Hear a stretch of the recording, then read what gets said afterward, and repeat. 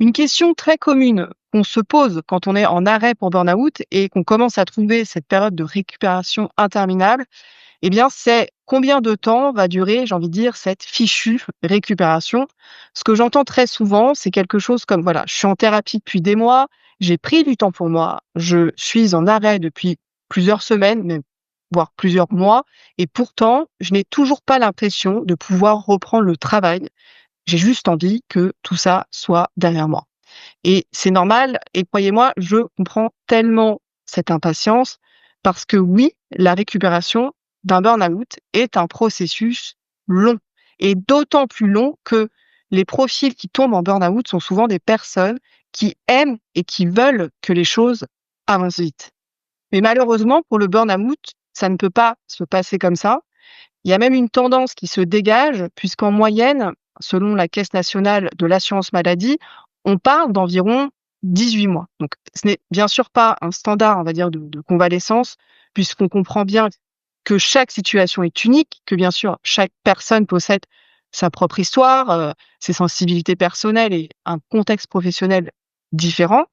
Et ce chiffre, il ne reflète pas non plus complètement la réalité parce qu'on ne prend pas en compte dans ça les personnes qui sont arrêtées pour dépression alors que finalement elles souffrent d'un burn-out ou celles qui ont quitté leur emploi suite à un licenciement ou une rupture conventionnelle. Et encore moins les entrepreneurs qui ne prennent pas forcément le temps de s'arrêter malgré leur épuisement.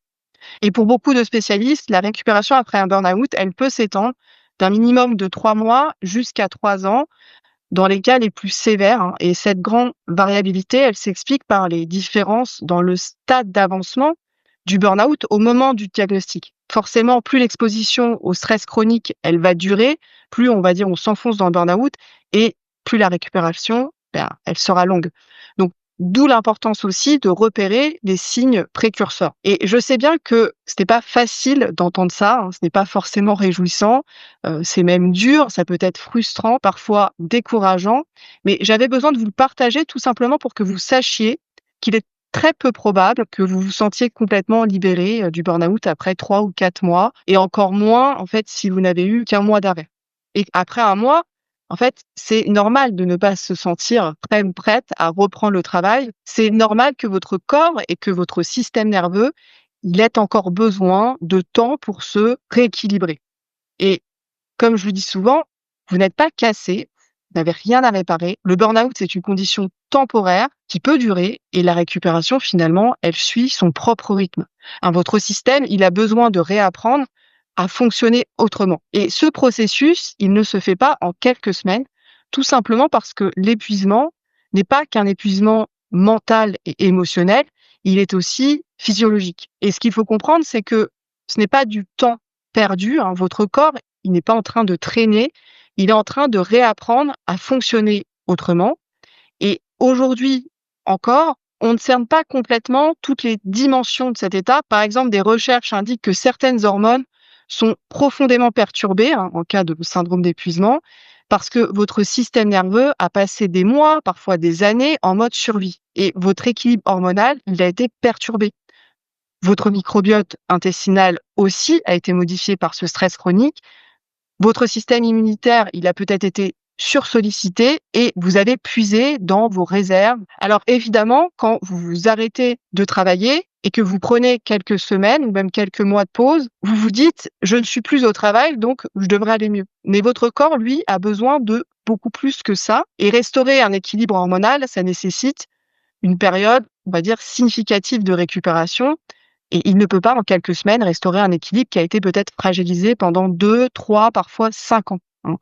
Pareil, votre microbiote ne peut pas se rééquilibrer, hein, du jour au lendemain. Vos niveaux d'hormones, ils vont pas se normaliser après 3 semaines de vacances.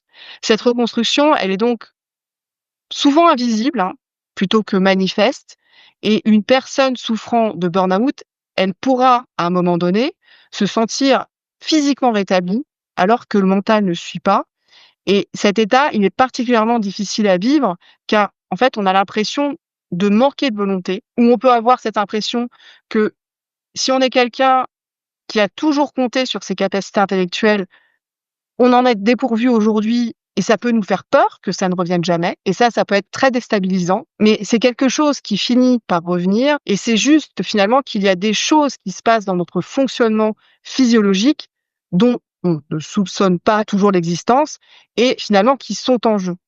Et la phase de récupération physique, elle a pris plusieurs mois, mais peut-être que de retrouver son énergie mentale, ça peut être plus long. Et ça, ce n'est pas vous, c'est très commun finalement dans le processus de récupération. Et dans cet épisode, je voulais simplement vous partager pourquoi cette récupération, elle prend du temps, pourquoi c'est normal et votre organisme, il a véritablement besoin de se régénérer en profondeur. Cette période, elle peut s'étendre à plusieurs mois, donc de 3 à 18 mois, voire 24 mois et parfois davantage. Et il y a une autre raison très importante pour laquelle la récupération d'un burn-out prend du temps. Le burn-out, il n'est jamais causé par une seule chose. Le suivi psychologique, il vous aide à comprendre les mécanismes qui vous ont amené là. C'est comme en fait une toile de cause, de mécanismes qu'on a tissés petit à petit, souvent pendant des années. Et cette toile, on ne va pas la démêler en une seule fois. On ne trouve jamais la cause du burn-out, comme on aimerait le croire parfois. On va dire qu'on tire un fil, on travaille sur un aspect, par exemple notre rapport au travail, notre tendance au perfectionnisme, on se sent un peu mieux et puis on se rend compte en fait qu'il y a un autre fil à démêler, poser des limites, oser dire non, et puis encore un autre, peut-être que c'est apprendre à s'écouter, réévaluer ses priorités, ses valeurs, et puis encore un autre, apprendre à se reposer sans culpabilité. Donc c'est vraiment un processus par couche, par étape, et je le dis souvent à mes coachés, vous ne pouvez pas tout changer en même temps. Et c'est pas souhaitable de toute façon. Parce que vouloir travailler le people pleasing, les limites, le rapport au travail, la confiance en soi, les schémas familiaux, la gestion du temps, tout ça d'un coup, c'est le meilleur moyen de vous restresser et de repartir en boucle. Donc, créer de nouveaux automatismes, ça aussi, ça prend du temps. Et ce n'est pas 21 jours, comme on le lit partout sur Instagram. Les études montrent que ça peut prendre plusieurs semaines, voire plusieurs mois, parfois 1 an, pour que ce nouveau mode de fonctionnement, il devienne naturel. Mais à aucun moment, ça ne veut dire que vous n'avancez pas. Ça veut simplement dire que votre cerveau, il est en train de recréer des chemins plus sains. Donc oui, c'est lent, oui, c'est frustrant, mais c'est comme ça qu'on construit une récupération durable. Et le repos, c'est finalement une pièce du puzzle, essentielle bien sûr, mais il ne suffit pas à lui seul à reconstituer ce qui est en déficit. Il faut du temps, il faut un environnement favorable et souvent, il faut aussi un accompagnement parce que ce chemin, il ne se fait pas tout seul. Et parfois, vouloir aller plus vite que le corps ne peut, c'est souvent ce qui entraîne les rechutes. Et j'ajouterai une dernière chose ici qui est tellement importante à comprendre, c'est l'une des choses qui ralentit pour moi le plus la récupération, c'est la peur de rechuter. Après un burn-out, on a tellement peur de refaire un burn-out en fait qu'on n'ose plus avancer, on n'ose plus tester. Mais en fait, pour retrouver de la liberté, il faut tester ses nouvelles limites, voir jusqu'à où on peut aller. Et parfois, on ira un peu trop loin et c'est pas si grave, c'est pas une rechute, c'est juste une information. C'est comme ça qu'on avance. Et le plus important surtout, c'est de ne pas se juger quand ça arrive. Dites-vous simplement, je viens de trouver une nouvelle limite et je sais où j'en suis aujourd'hui. Et vous verrez qu'avec le temps, ces limites, elles vont évoluer. Et peut-être que dans 3 mois, vous serez capable de faire bien plus qu'aujourd'hui. Pour le savoir, il faudra oser tester. Et si vous n'osez jamais aller au bord de vos limites, vous ne saurez jamais où elles sont. Et donc, le plus grand risque, finalement, ce n'est pas d'essayer et de devoir récupérer quelques jours. Le plus grand risque, c'est de rester bloqué dans une zone ultra sécurisée et de ne jamais réélargir votre zone, j'ai envie de dire, de liberté. Donc voilà ce que je voulais vous partager aujourd'hui. Pourquoi la récupération d'un burn-out, elle prend du temps. Pourquoi c'est normal aussi que ce soit si long. Et je pense que c'est important de comprendre pour mieux accepter la durée de ce processus de récupération et pourquoi il est tellement important aussi finalement de respecter ce rythme si on ne veut pas rechuter. Pour conclure cet épisode, je vous rappelle que vous pouvez faire le test Burnout directement sur mon site, outleburnout.com. Comme je le dis à chaque épisode, plus c'est pris tôt, moins les conséquences sont dramatiques.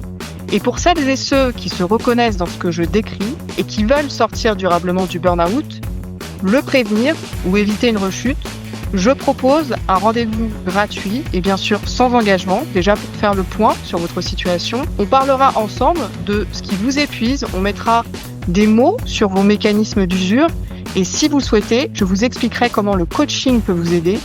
Et dans tous les cas, vous repartirez avec 1 ou 2 clés concrètes pour avancer dès maintenant. Sachez que vous pouvez réserver ce rendez-vous directement dans les notes de cet épisode ou sur mon site outleburnout.com. Voilà, c'est tout pour aujourd'hui. J'espère que cet épisode vous aura été utile et je vous dis à bientôt dans un prochain épisode de Out le Burnout.